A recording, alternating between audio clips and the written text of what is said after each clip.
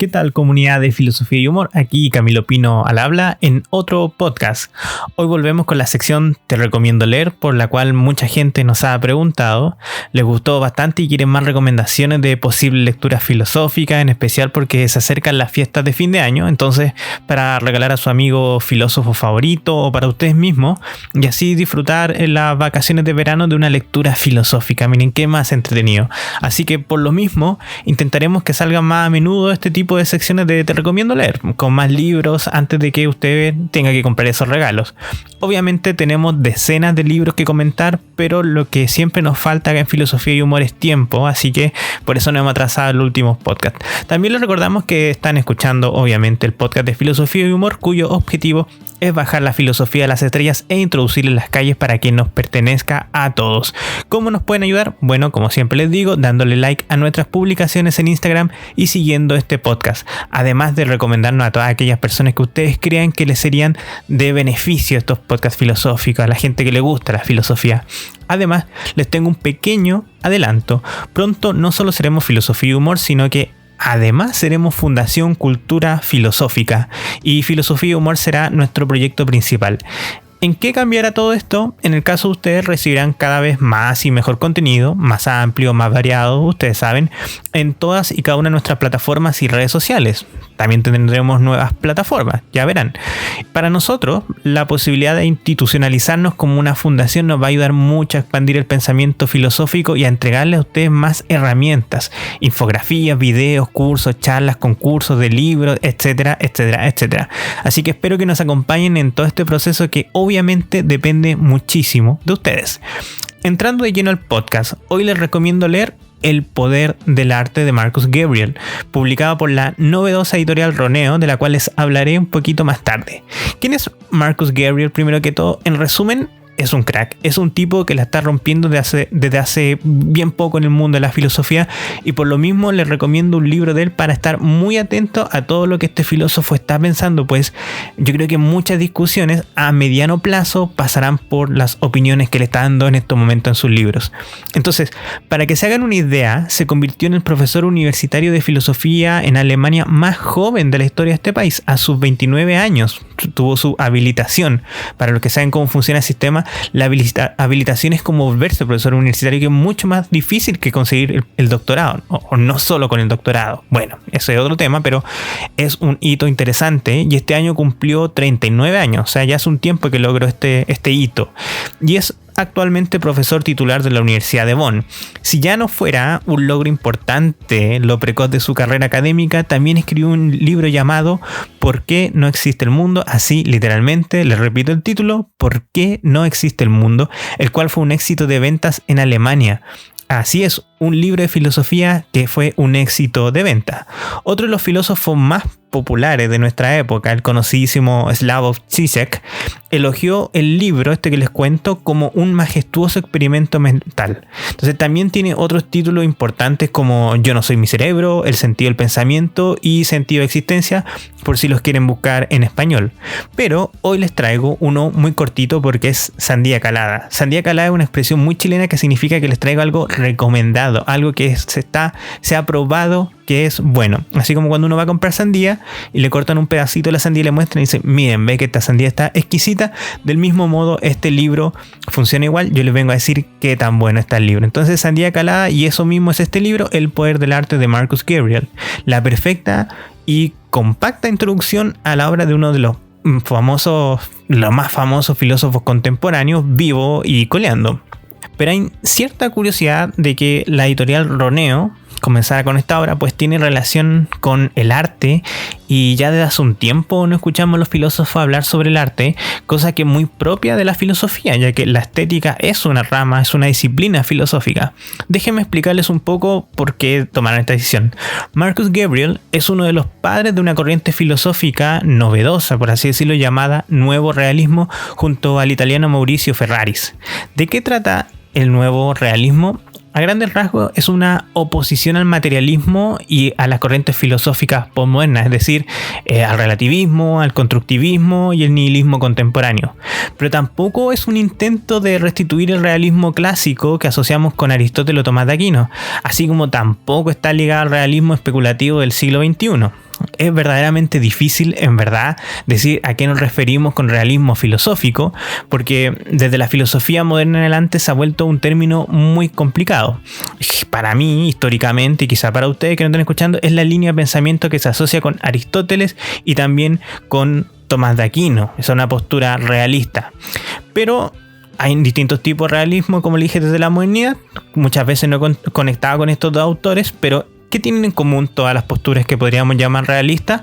Lo que tienen en común estas posturas es que desde Aristóteles en adelante es la idea de que existe una realidad externa e independiente a nosotros a la cual podemos acceder de manera objetiva y no solo subjetiva, como muchas veces se dice. Es decir, el realismo está en las antípodas del idealismo, que dice que toda realidad de cierto modo es subjetiva y que solamente podemos tener acceso a nuestra subjetividad. No, el realismo, al contrario, como les dije, cree la realidad de un mundo externo al cual nosotros podemos acceder de manera objetiva. Entonces, en el caso de Marcus Gabriel tenemos lo que podríamos llamar un hiperrealismo, que es un giro ontológico. Me explico.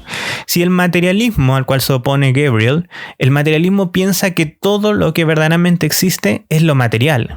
Esto implica que los objetos inmateriales como las ideas o los pensamientos no existen. Es decir, no son nada porque, como dije, todo lo real es lo material en la teoría filosófica del materialismo.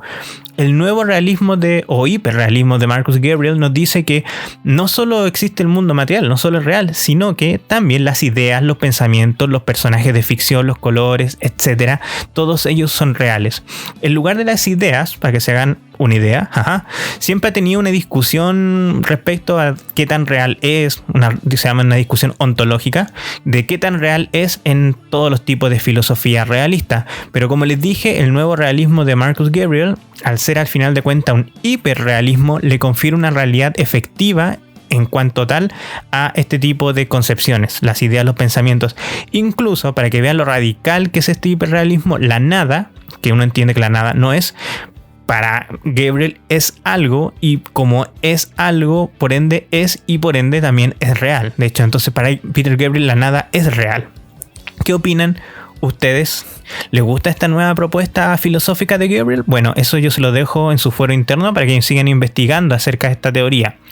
Otro factor relevante de la filosofía de Marcus Gabriel es que, al igual que filosofía y humor, está convencido de que la filosofía debe dialogar con la sociedad, incluso a través de las redes sociales y los medios de comunicación, asumiendo todas las dificultades que pueda tener esta relación. Por lo mismo, podemos dividir su joven obra entre tres tipos de textos. Los primeros son los textos académicos, como hace cada filósofo que se digne en cuanto tal. Los segundos son textos de difusión de su filosofía, como es el caso del libro ¿Por qué el mundo no existe? O Yo no soy mi cerebro. Y por otra parte tenemos algunas series de textos puntuales, como el que les traigo hoy día, que es El poder del arte. De todos modos, estos tres tipos de textos buscan lo mismo, tienen el mismo objetivo, que es exponer la filosofía de Peter Gabriel, la filosofía de Marcus Gabriel, que es el nuevo realismo. ¿Por qué el libro se llama El poder del arte? Aquí la palabra interesante no es arte, sino poder. Esto porque la tesis de Gabriel en este libro resume o expone su filosofía del nuevo realismo. El arte tiene el poder de mostrarnos un mundo que no tiene un orden estipulado, que tiene múltiples sentidos y que cada uno de estos sentidos son reales y válidos a la vez. Los objetos y las acciones del mundo son reales y por esto mismo podemos darles sentidos, múltiples sentidos de hecho. La manzana que está ahí adelante es un objeto que se puede estudiar por la física, en este caso por los científicos. En cuanto a objeto, a mí personalmente me puede parecer un objeto artístico y para otra persona puede ser un símbolo de los recuerdos de la infancia. El objeto frente a mí, la manzana en este caso, no está dentro de mí de manera subjetiva, sino que está fuera de mí en el mundo, y la interpretación no se queda simplemente en una subjetividad, sino que es una realidad tanto como las demás interpretaciones, como más que interpretación, como el sentido que le da la manzana, el físico, el sentido que le doy yo a la manzana y el sentido que otra persona puede darle a la manzana, están ahí afuera en el mundo. Podríamos decir que los objetos tienen sentidos, múltiples realidades. El mundo es un campo casi infinito de sentidos de los objetos. Por ejemplo, Gabriel nos dice que el universo, en cuanto tal, es el campo de sentido de los objetos físicos. como de la manzana. Pero la manzana para mí como símbolo de la inocencia perdida es otro campo de sentido de ese objeto que no elimina el sentido anterior del físico, sino que se le suma, se le agrega.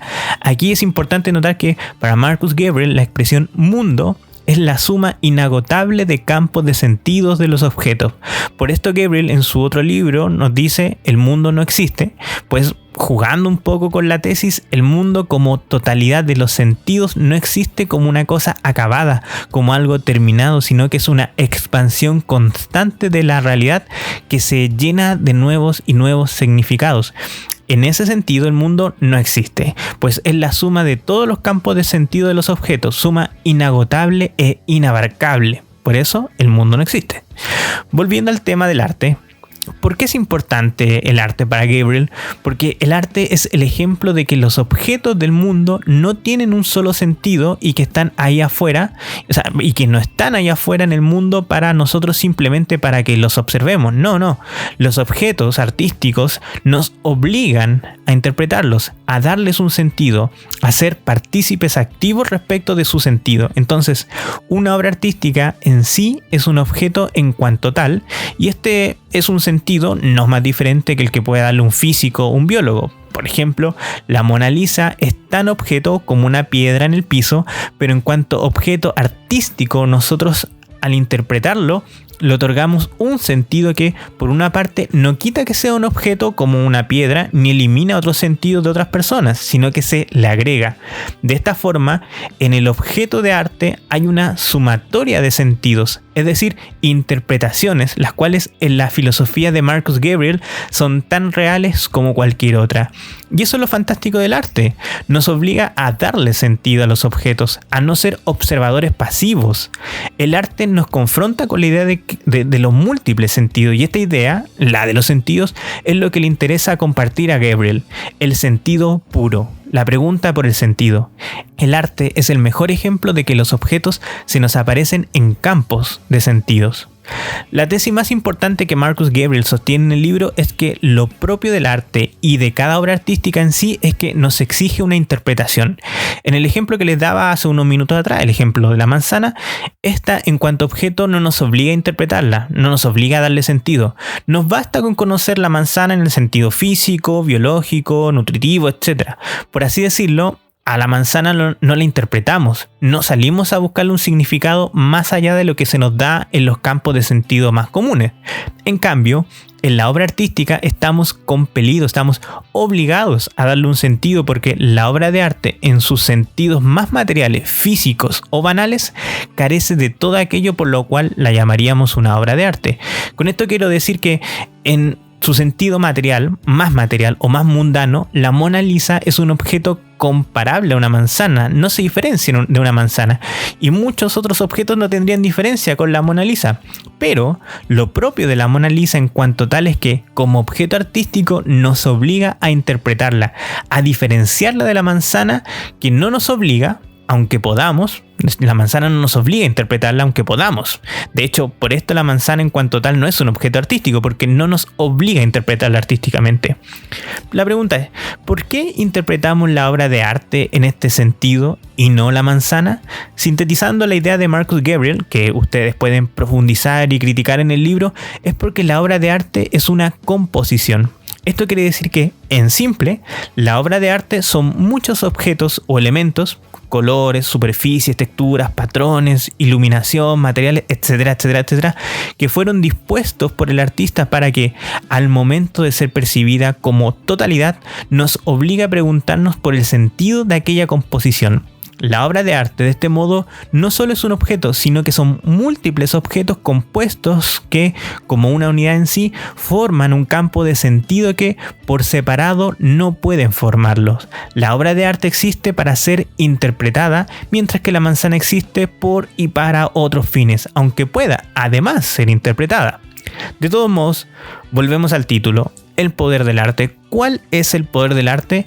Además del de exponer la tesis de Gabriel sobre el sentido de los objetos, el arte tiene otro poder que se basa en la idea de este autor de que el arte es autónomo y radical.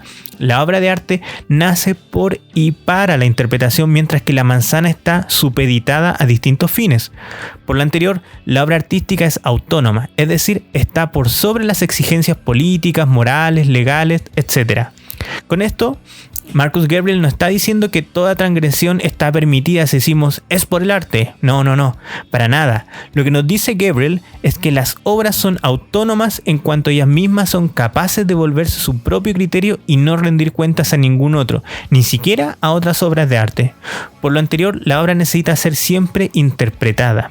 Esto me recuerda mucho personalmente a Max Weber cuando dice que la ciencia es un constante progreso en el sentido de que siempre habrán avances sobre avances sobre avances sobre avances científicos, mientras que en el arte la perfección de la obra se alcanza en la obra misma, es decir, la Mona Lisa es perfecta en su propia ley, así como la Séptima Sinfonía es perfecta en sí, tal como el Cristo de Velázquez es perfecto en sí, y ninguno de estas obras artísticas, ninguno necesita a otro para comparar su perfección artística, así como ninguno es más perfecto que el otro en su propia autonomía de la obra artística. Esto me parece que está diciendo Gabriel. Para finalizar la reflexión sobre el libro, lo importante para Gabriel es que el arte nos recuerda que no debemos caer en la tentación de acostumbrarnos a buscar ese sentido totalizante de los objetos del mundo, ese sentido único que la agote y del que no se puede decir más. Pues los objetos del mundo no funcionan de ese modo. Los objetos están abiertos a sus múltiples sentidos, y así como el objeto artístico pueden brotar múltiples sentidos, así también de la realidad pueden brotar también múltiples sentidos, y el mundo, como les dije, o como dijo Gabriel, no existe. Volviendo a su polémica tesis, en cuanto a que no existe una totalidad abarcante que acabe o que cierre a todos los otros posibles sentidos. No se puede cerrar el mundo, siempre podemos crear nuevos sentidos para las cosas.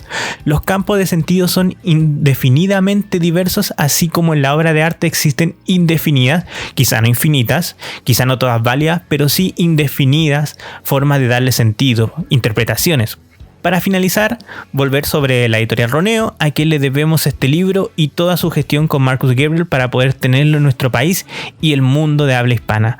Roneo es un nuevo sello editorial chileno, con la Cali los conocemos en persona porque ellos mismos vendían estos libros en una feria de los libros a la que asistimos, y nos contaban que su objetivo es difundir el pensamiento contemporáneo en áreas como la filosofía, el arte, la ciencia y la literatura. Pueden buscarlo obviamente en sus redes sociales, también en su página web y en librerías, donde van a encontrar obviamente sus libros. Además, este libro en específico estaba a un precio casi regalado para el contenido y la calidad que tienen, así que sería un excelente regalo, por ejemplo, para Navidad. Déjenme decirles que yo amo los libros y que tengo centenas, y este en especial fue trabajado, editado e impreso con mucho cariño. Por lo mismo van a escucharnos hablar de ellos dentro de pronto, y ojalá les vaya muy bien con este proyecto, porque no hay nada más noble que bajar la filosofía de las estrellas e introducirla en las casas, en los celulares, en el transporte público, en los colegios, en el trabajo, para que así realmente nos pertenezca a todos. Como último detalle, se vienen más sorteos de libros en filosofía y humor porque, como se habrán dado cuenta, ya somos más de 100.000 seguidores en Instagram. Por lo mismo, estamos muy felices y queremos celebrarlo con ustedes. Así que, atentos. Saludos y hasta el próximo podcast, Comunidad de Filosofía y Humor.